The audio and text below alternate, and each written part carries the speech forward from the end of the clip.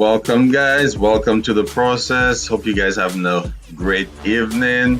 This evening we have Jeffery Bolton, MSN, RN, CNOR. Just to make it short for you guys, he's a operating room nurse. Now we're going to get into his background and the relation between sterile processing and the operating room. He's also a traveler, and we'll be going into that also. So welcome, Mr. Bolton. Can you tell the audience a little bit about yourself? Hold up, just one thing. Let's get into this before we start.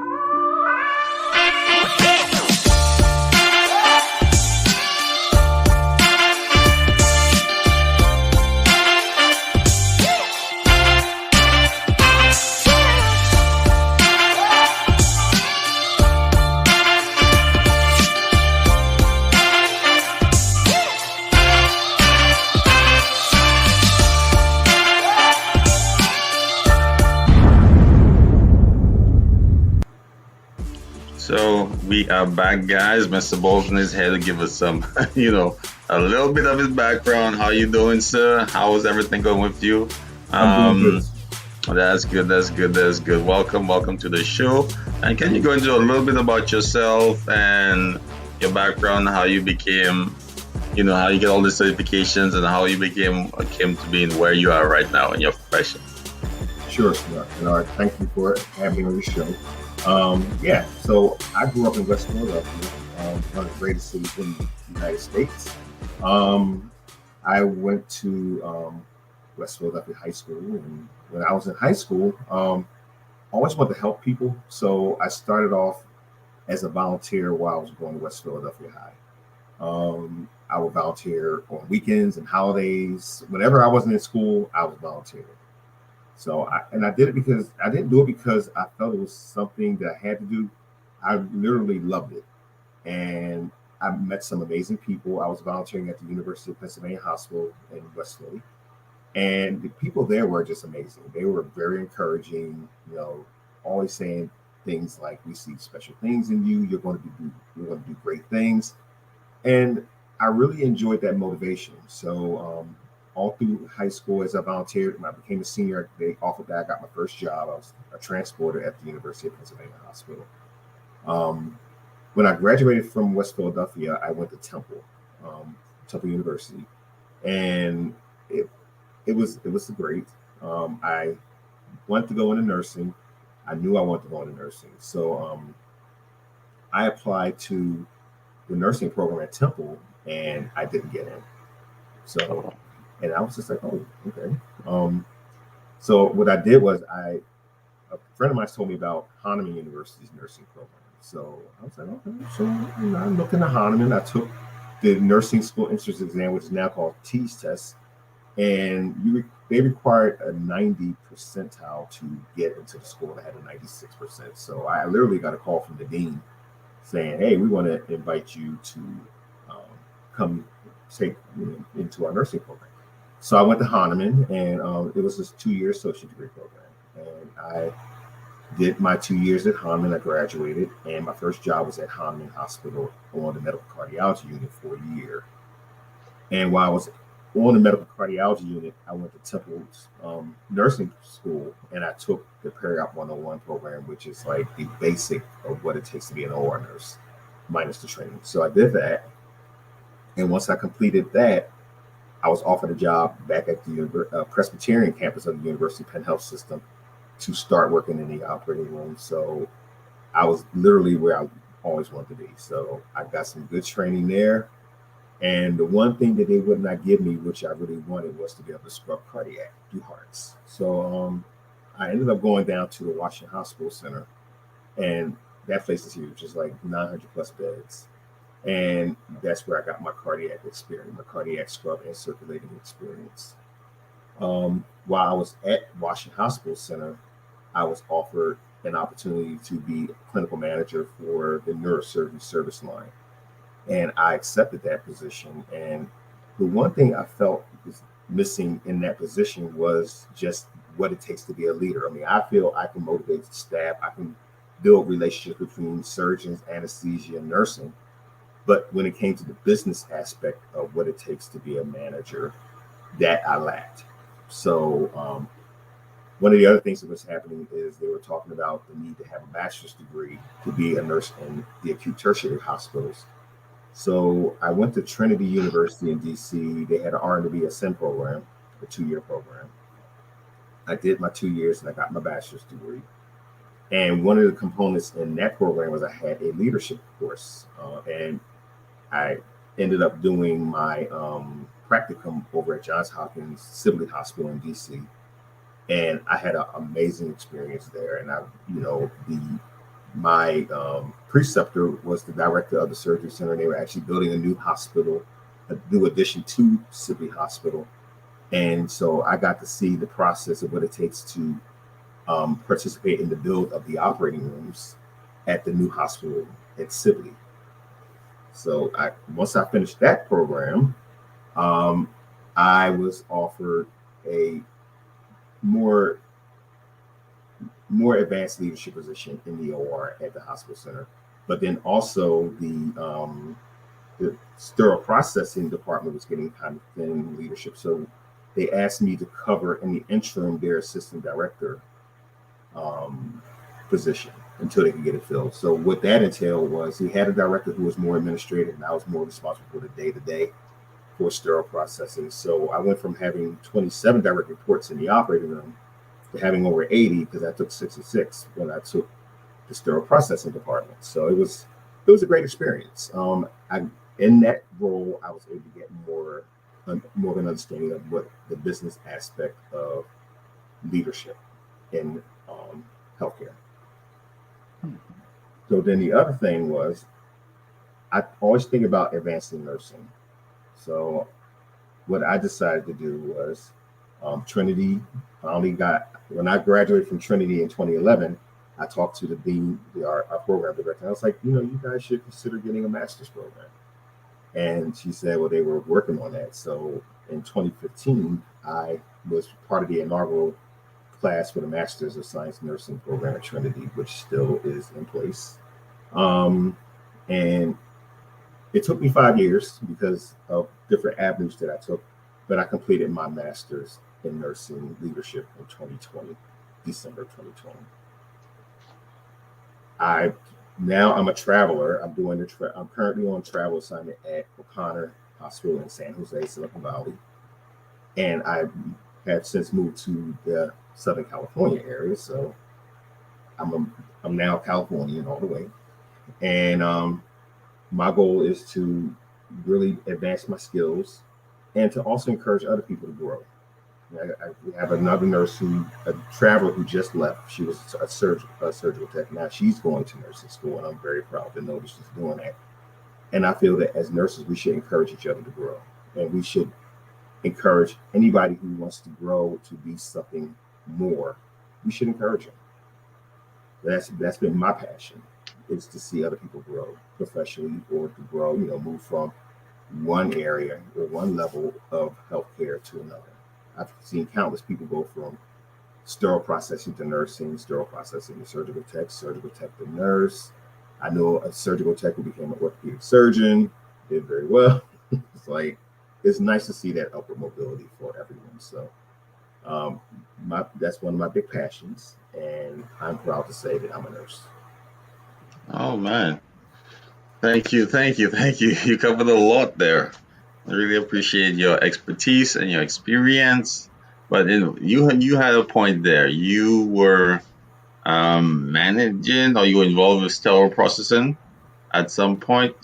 Um, how was that experience for you? I think there was I really enjoy sterile processing, and I think the difference between managing in nursing and managing in sterile processing, my experience personally, is I found that the people in sterile processing are more into trying to figure out what can they do to make things right, to make things better. And for managing nurses, it's more just trying to get them to up their practice, more into what can we do to grow you to maybe one day replace me. It's all Mhm. about doing what we can to help each other. So when I managed the sterile processing department, at the Washington Hospital Center. It was a pretty large department. We served over 50 operating rooms, um, 12 cath labs, like 10 endoscopy suites. So we literally had over 110 to 115 cases per day that we had to prepare for. Instruments, supplies, equipment.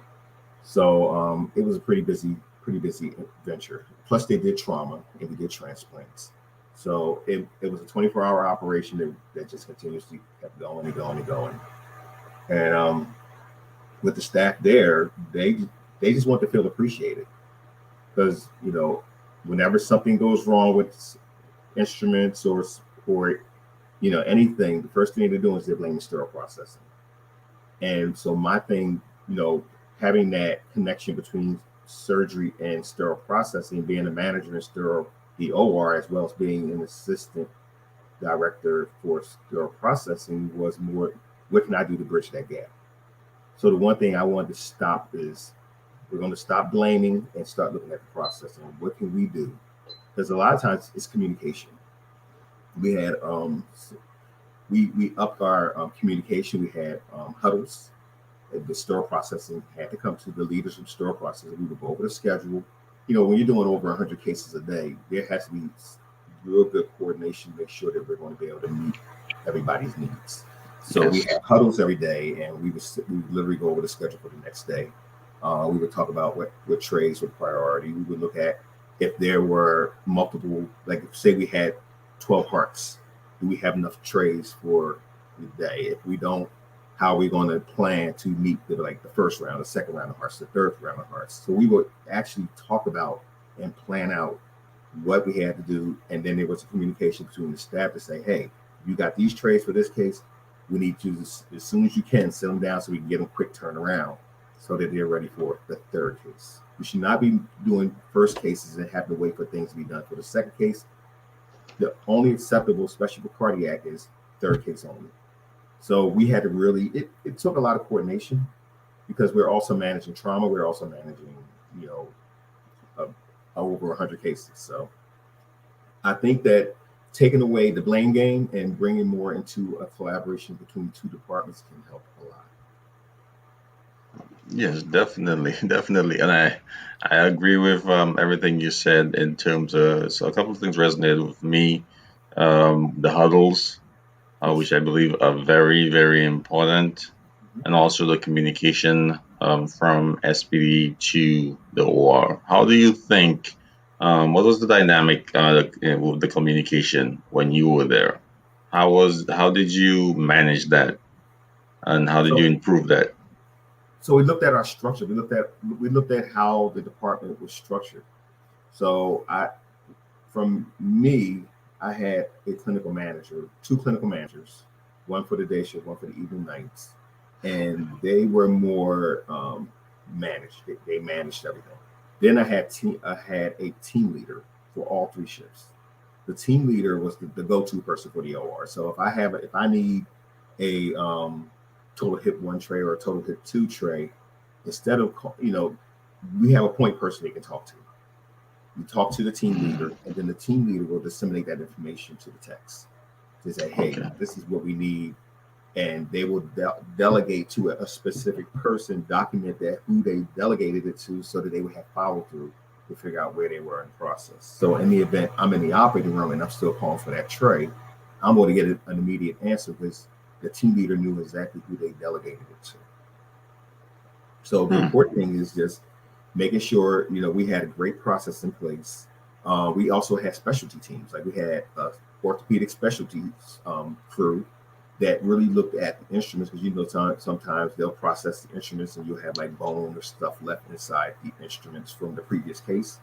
So we developed an ortho team. So those guys focus on all the trays that came in from the reps for the different procedures, and they would just go through with a fine tooth comb just to make sure that all the items, all the lumens were clean, make sure that everything was there. The the reps were required to have the trays there at a certain time in order to meet the needs for the next day in writing. They had to have instrument count lists to account for everything that they bought, because I don't want to hear the next day that an item is missing when the item was not even in the tray when it came to us. So my thing was simple: no inventory lists. We're not responsible. Things get lost, you eat it. So we nipped that in the bud. They started bringing the instrument list in, and I felt that helped us to account for any instruments, that were lost. If they were lost, then we had a way to go back and track. Mm. We had an I team. And the I team, their responsibility was those instruments are so delicate because it's so tiny. So we literally had an I team so that they could really focus on the delicate instruments. Because we're having a lot of issues with things coming bent and broken. So we put this team together to really focus on the more delicate stuff. And then we had an endoscopy team. They were responsible for all the endoscopes and all the endoscopy laparoscopic instruments and now robotic instruments. So we put together teams so that they could really focus on the fine-tune things that were issues that we had to deal with. And that really was a huge cost savings in having instruments going out for repair or replacement. That's an interesting dynamic. So you had those coordinator positions, and below that you had the team leads that Yes. were direct contacts. You also had created teams where specific services could focus on certain type of instrumentation, so Yes. that instrumentation would come from they would be a little bit knowledgeable on that specific instrumentation, therefore providing better inspection and a better quality product at the end. Correct? And then also remembering that we have adults. So, the one thing that I've encountered when I first got out and like into healthcare, especially in the leadership, is people worrying about getting into trouble. Excuse my air quotes. We had to create a no blame system, meaning we want you to bring the problem to us so we can fix it. Because if people are afraid to tell us because they're afraid they're going to get in trouble, they won't bring the problem, and then if it could reach the patient, and that could be catastrophic. So we created a blame free culture. We don't want people to be blamed for things. We want people to bring the issues to us so we can figure out how we can how we can fix it. Can't fix it if we don't know about it. That True. was huge too. True, I agree with that. And many times in my profession, persons tend to digress in terms of their productivity, Mhm. in terms of their outgoingness or their willingness to take on new tasks because they've been, blamed so many times. In fact, that it's not about necessarily being blamed; it's about how it's handled in terms of if you made a mistake or if you fall short on certain requests from the operating room, how that's treated. Persons sometimes tend to shy away from being in roles where that's demanded from them in the future, or they slow down on how many trays they produce per Yes. day because they want to they don't want to be caught. Hey, yes, I had a mistake, but I do um, a fair amount of trays per day compared to other folks. So sometimes they shy away and say, well, if those folks aren't getting, those issues, maybe I should digress and slow down and make sure I don't have those issues too. So then you get a slow down effect within the department based on that sometimes. What's your experience on that? I think that we we have to get away from that. Just that's been the big problem is blaming. Even down from the operating room to SPD, it's like it's SPD's fault. I'm like, no, it's not SPD's fault. It's a break in the process that we have to figure out what we need to fix. Yeah. With the pointing fingers, you're not solving the problem. So when I led as SPD and people call me and saying SPD's fault, I'm like, no, it's a process fault. So we need Yeah. to figure out where the break in the process is and how can we fix it so that it won't happen again. But if we the longer we stand there blaming one another and pointing fingers, is the longer it takes for that process to be fixed. And Yes, that was a good take. The longer we blame ourselves, blaming each other, the longer the problem persists. If we don't come to a solution as to yeah, why this happened in the first place, and I definitely agree with that. So, Guys, I just want y'all to know one thing.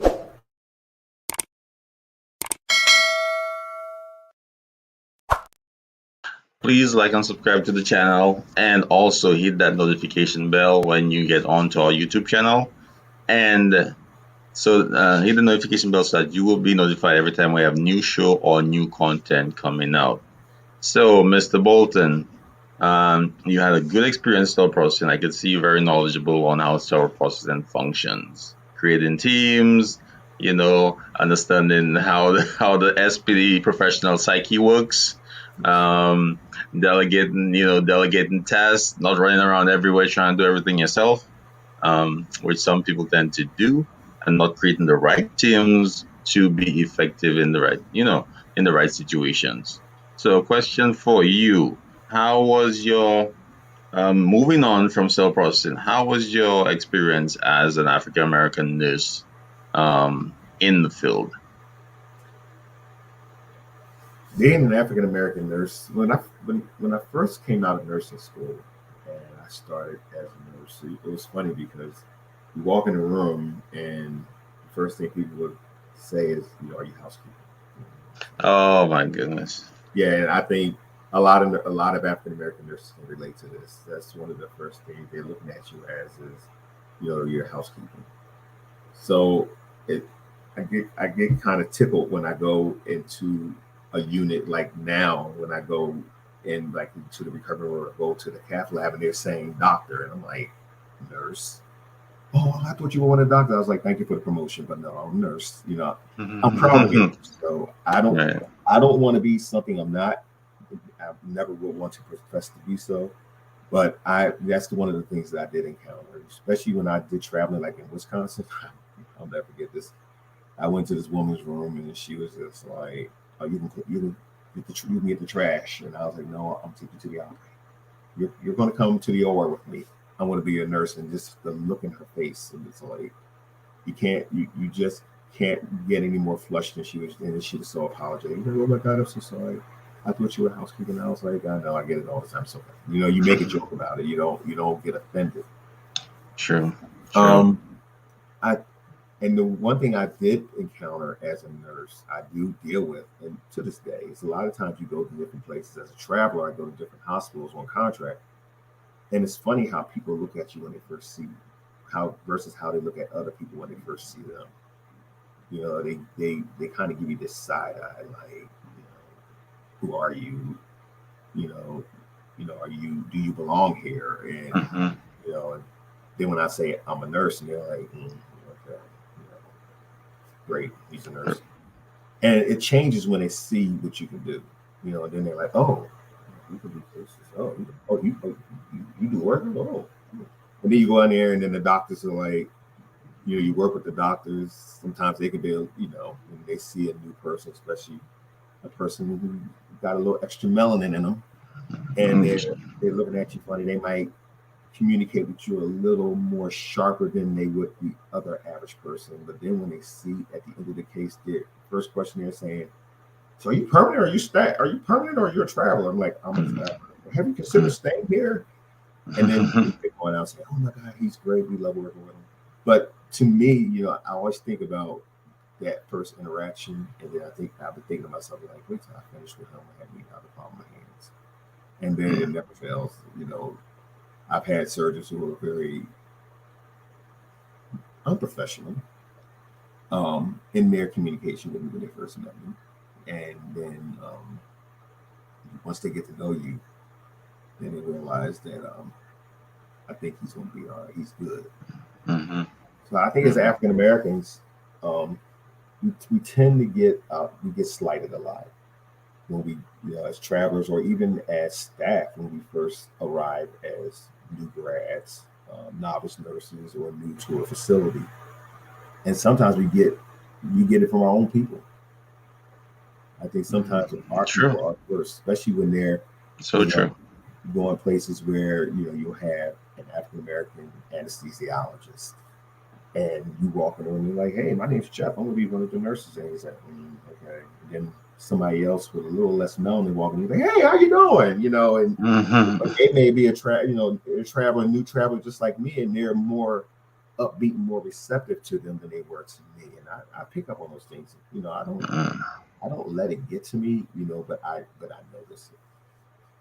And Oh then of course, wow. once they get to know you, they see what you can do, they see that you can do cases, then they get a lot nicer. Right, right, right. Oh, you make my life easier, so I'm gonna be And nicer to you. they're having trouble with the patient going to sleep, and you're on, or they're having an issue up there, and I'm very funny about the alarms in the room. I listen to all the alarms in the room in the case, and I hear one of the alarms over in anesthesia that's got that magic tone, and I go and go, is everything all right? And they're like, oh yeah, I need this.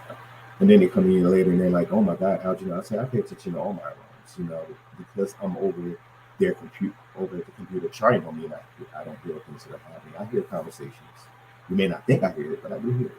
So, as a nurse, as an African American nurse, and I think I can speak for many people, we do get slighted um, in different situations more than others. Mm. And that's sad. And in I think in leadership and African Americans in general get slighted until it's like you're guilty until proven innocent. Exactly. So, like, we don't know what you know, so we don't trust you right now. Versus Yeah. someone else will walk Yes. into the room with the Yes. same badge and it's like, oh, we trust you until you make a mistake. Yeah. Uh, we don't trust you until you do something good. Like, it's a whole different dynamic in terms of the way you're looked at. So I definitely think some of the audience members could definitely relate to that also. So you mentioned earlier that you're a traveling nurse. Yes. So, can you explain how that works for a nurse? How is traveling for a nurse? I know there are a lot of traveling SPD professionals. How do you look at nursing traveling in the nursing aspect? Is that if it's more lucrative, does it give you more freedom? Is it what are the benefits and the disadvantages of being a traveling nurse? Being a travel nurse, I mean, right now it's a little of everything. I started traveling in 2000. I was a nurse at the Washington Hospital Center. We all went on strike, and while we were on strike, I made the decision to start traveling. I was like, these people are making all this money. I'm out here with a picket sign in my hand. I'm like, it's not adding up. So I immediately signed up with the agency that replaced us, and they sent me to Wisconsin. I ended up in Brookfield, Wisconsin, in the middle of right before Thanksgiving during Green Bay's Packer football season. So actually, it Hmm. was a great assignment. I did an 8 week contract. They needed someone who could scrub only. They said, you can scrub. We need a nurse who can scrub and circulate, but the assignment that we need, they need someone who can scrub everything. And I was like, sure, I'll take it. They said, you take this assignment, we're going to pay you what we're paying them in there. Oh, baby, that was beautiful. It was, it was like magic. Oh So wow. that was my first assignment, Waukesha, Wisconsin, Embrook Memorial Hospital, and the people there, it's Wisconsin, so people are they saw this brown person walk in and saying he's a nurse, and they were like, you're housekeeping. I was like, no, I'm a nurse. I had people say, Hmm. you're a surgical tech. I said, no, I'm a nurse. You scrub all the time. I was like, yes, I'm a nurse who's trained to scrub. Because at the University of Penn, you could not circulate until you could scrub. Hmm. So um, surgeons were a little testy until they realized that you could do their cases, and then they're looking at you like, oh my God, where did you come from? And like, I'm used to this. Um, nursing as a traveler has been wonderful because the one bad thing about nursing and staff these days is like quality of life. You can't get time off. Like if you work at Kaiser and you're in a union and they go by seniority for getting time off, a lot of times you people can't get time off. So when you're a traveler, you basically make your own schedule. So if I want to take vacation, I make sure if it's during the contract, I make sure that it's worded in the contract that I'm off at that time. We have to agree upon that before I even accept the contract, or I will take a vacation between contracts. My contract is up. I'll book a vacation. Like I'm gonna take 2 weeks off. I'm gonna take a month off. I had surgery in May. I took 2 months off. So, you can plan it. You can plan time off a whole lot better as a travel nurse versus a staff. Staff is so hard because a lot of the older people are just hogging everything up. It's like around Christmas time, the more seasoned nurses are taking it all. They don't care if you don't get time. The same people get the same Christmases and the same Thanksgivings and New Year's and everything off, and then the lower seniority people have to do on holidays. So they wonder why there's a plethora of nurses going into travels because of things like that. The quality of life is not there. The financial the financial earnings are a lot better um, as a traveler versus staff. And now the agencies offer, back in the day, they didn't offer benefits. Now they offer benefits. They offer retirement. So they're making it more attractive for the average nurse to want to consider traveling, especially when you're new in the specialty. Now, the downfall of that is you get a lot of these new people who want to travel before they got any seasoning on their chicken. So So true. now the problem is when those less seasoned people come to the OR where I'm working as a traveler, then I find myself doing more complex cases because they can't, Mm, and that's wrong. So interesting. when I was a manager and I would interview travelers, one thing I would make sure I made clear is make sure your skills checklist reflect your current ability because I don't want you to come to my hospital and tell me, oh, well, I haven't done that in a while. I'm not comfortable. Then we're going to get you comfortable on that plane back home. Okay? Because Okay. I will send them back home. Just get you comfortable back on that plane. Because you're coming to help us. We're requesting you because we need help. We're not requesting you because we need somebody to train you. If I need to train you, then you don't need to be making that travel money. Mhm. But a lot of hospitals now are so strapped that they're taking them and working with them. But again, it puts people like me who are more seasoned to do the more complex cases at a disadvantage because we got to do those cases that they can't. Mhm. So travel nursing is wonderful. I would advocate it. I mean, I think now it's a whole lot better than what it used to be. Um, so I think travel nurses, travel surgical techs. I was at the airport this morning. I even met a traveling social worker, hospital social worker. I was like, whoa, y'all travel too? But yeah, Wow. everybody's going locum to you got surgeons and anesthesiologists. They're doing locum tenens, which is like that's their version of traveling. You have leaders who are doing interim leadership, which I mean, they've been hounding me about doing that with my master's degree. But anyway, there are so many opportunities now that being staffed in hospitals, being on, signing on permanent at hospitals is not as attractive as it used to be. And I don't know what's going to come of that as time goes on because they're making traveling and interim staffing much more lucrative for you. Hmm. Very interesting. So, that being said, you have some travelers who do not know as much as, seasoned, yeah, as others, right? Making about the same amount.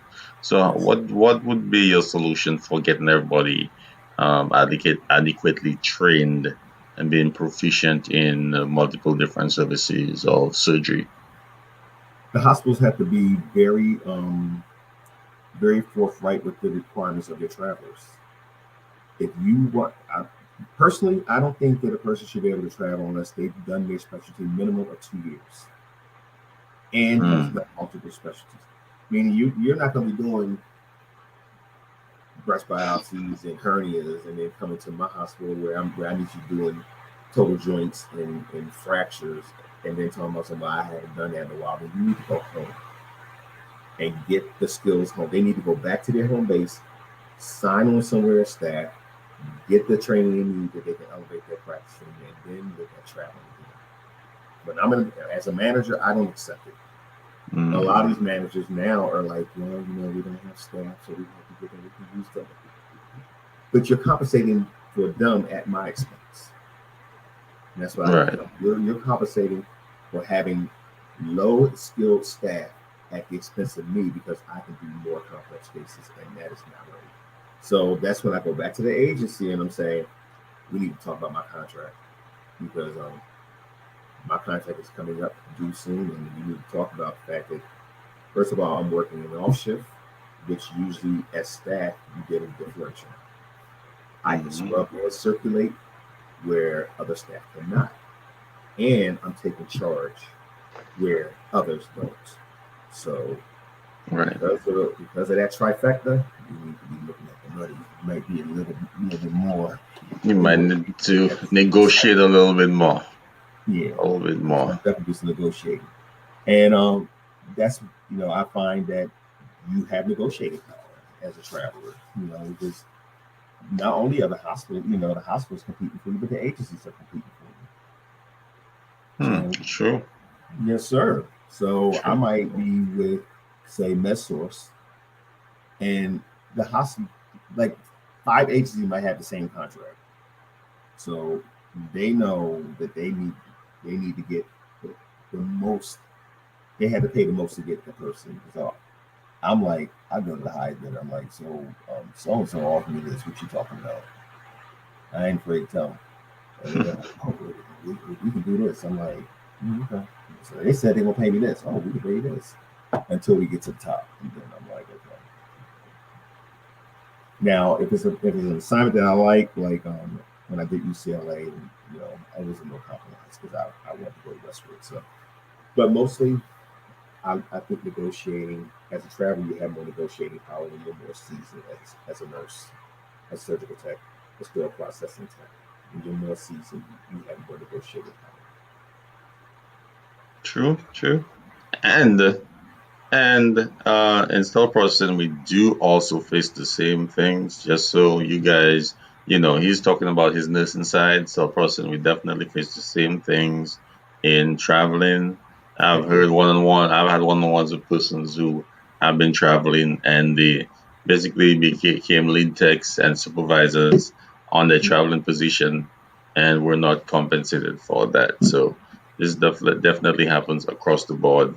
And also, you definitely get put into those circumstances where the traveler comes in, does less for more, and you, as a full time employee of the facility, ends up doing the more difficult task. So, And it's um, unacceptable. it is. It's It is. unacceptable. It's not fair and it's unacceptable. And as a leader, I don't allow it. But every leader leads their own way, and that's how I do it. And Yeah. I know quite a few surgical techs who are doing travel SPD. They're Ah. going down to SPD because it's like, look, that's a lot easier and a lot less stressful than dealing with these whining surgeons. I can go downstairs and throw trays together, come up, develop a good system, make them love me, and just put these trays together. And so yeah, it's people cross train, people they cross roads. Like with my situation in Wisconsin, where I scrubbed the whole time, they could have had a surgical tech. Like, I guess they couldn't get one, Right. so that's why they offered it to me. So I crossed the line to go to become a surgical tech full time to make to Hmm. be a traveler. I agree. I agree. I have seen a lot of surgical techs within sterile processing, and they do things a little different. You could actually point them out. They do things a little different because during their career, they looked at it from a different lens. Mhm. Post assembly, what's easier for the surgical tech upstairs, so they put their trays together a little bit different, keeping that in mind. Where, like, when they would open the tree, what they're looking for. So you tend to see that sometimes, and I guess you've probably seen that in your career. Depends on your role. You try to prepare. If you're doing a role you did before nursing, you would tend to think about how the nurse would look at it. You know, Yeah. from their standpoint, and help assemble or help do that task in a way when it gets to the nurse that's easier for them. Yes. So, but let me ask you, what motivates you to keep going? as a traveling nurse in your profession, and what advice would you give to a sterile processing professional that was trying to move up in the field, trying to try something new in terms of merge into another profession in healthcare? What advice would you have to give to somebody who's in the field trying to move up a little bit or trying to diversify their career? I'm gonna start with the first one. The Hmm. first thing, what gets me up about being a travel nurse is what gets me up about being a nurse, and it's the love of the patient. My patients always come first. That was the motto that when I was a volunteer at the University of Penn, and they sent me to hospital orientation. It's like the volunteers to go to hospital orientation, and I'll never forget the very first person, the very first speaker who came up. The very first thing they said is, "Here at Penn, the patient comes first." And I'll never forget how that resonated in my head, and that's what I've carried for the last, God, over 40 plus years now, with counting volunteering and transporter and nursing assistant. It's been a long time, but the one thing I love is taking care of my patients, and my patients truly come first. And I think it's great. One of the surgeons, I went to one of the rooms 2 weeks ago, and the surgeon was like, "I've been looking for you." And I was like, "Oh, Lord, what did I do wrong?" And she was like, "My patient raved about you for 15 minutes about how wonderful you took care of her." And, she just kept going on. She said she kept singing your praises. You made me look good. And that made me feel good because you don't really know how it impacts a person. Um, you think that a lot of times the patients will come to surgery, you give them some Versed and everything. They forget half the stuff that happened. But to me, it means a lot when they remember the care that you gave. So it took me back to why I do what I do and why I love what I do. Now, as far as motivating sterile processing staff, I think the Air Force has that saying, "Aim high." I think that we have to encourage one another. We have to encourage one another to grow. And I'll tell anybody, don't ever think that what you're doing is the last. It's only the last when you take your last breath. If you dare dream it. I had a nurse, I had a SPD tech, Maria, and her husband Louis. They were at Howard University Hospital. No, they were at the Washington Hospital Center. Maria went to nursing school while she was in SPD. And she graduated. Now she's working at Johns Hopkins as a clinical nurse. And I ran to her husband at Howard University around the holidays, and he was saying, she finished a nursing school, and he was finishing his engineering program. So these two started at SBD techs. Now one's a nurse, and the Wow. husband, he's an engineer. Wow. That's what's important to me.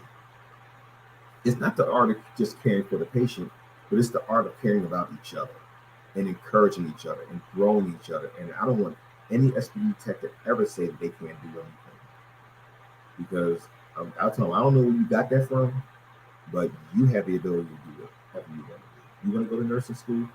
I will give you that route that you need to take. We will sit down. I will talk about prerequisites. I'll talk about whatever it takes to get you going where you need to go from start to finish. If you want to be a doctor, I I can get you to talk to a doctor who can talk to you about where they started, what they had to do, what courses they had to take. Because back in the day, to go to med school, you had to major in biology, chemistry, biochemistry. You had to major in a science. Now it doesn't matter.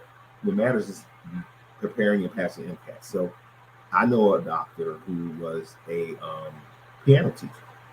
I know a again one of the surgical techs who went to school to become a surgeon. He's an orthopedic surgeon. So one of the nurses I met at Hahnemann, who graduated from the associate degree program at Hahnemann, then went to the BSN program at Hahnemann, and then went to med school at Hahnemann. Now he's an attending physician over at Jefferson. So Mm, heck yes. So mm. we have to encourage each other. We have to motivate each other, and we have to celebrate each other. If I see you wanting to go to nursing school, you took your first prerequisite, and you pass it, I'll celebrate you because that's what's going to motivate you to want to keep it going on and on and on until you reach what you want to do. So we have to support one another, and nobody should never tell nobody what they can't do. We should always encourage you. You can do whatever you want to do. Just get it done and be a support.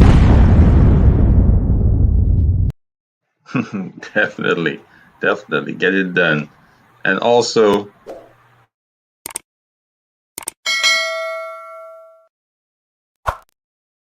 guys, if you like the show and you like the content you're seeing now, you like what Mr. Bolton is saying, and I really like his encouraging story, please go to our YouTube channel, like and subscribe to the channel, and also hit that notification bell where you will be notified every time we have new content or a new show coming out. Thank you, Mr. Bolton. That's some great inspiration from you there. I hope our technicians, our managers, anyone else watching this video would be inspired from it. And thank you for having me on your show. I really appreciate it, and I wish you the best. And we're just going to encourage everybody: grow, grow, and grow. I definitely appreciate you coming on, and thank you to everybody for watching. And we will see you in the next one. Peace.